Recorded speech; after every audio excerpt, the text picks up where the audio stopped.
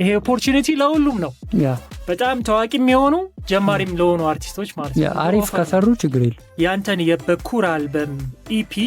ሰምተውት ሙሉን ከዛ ውስጥ የወደዱትን አንዱን ትራክ መርጠው ግጥም ሰርተው አንተ ከወደድከው ቆንጆ ግጥም የላከልህን ፕሮዲውስ አርጋቸው ያን ሙዚቃ ለምን ኦፊሻል ድምጽ ያለው ሙዚቃ ሆኖ ለምን አይወጣም እንደ ሐሳብ ይቻላል አሪፍ ግጥምና ዜማ ከሙዚቃው ፊት የሚያረግ ከተሰራ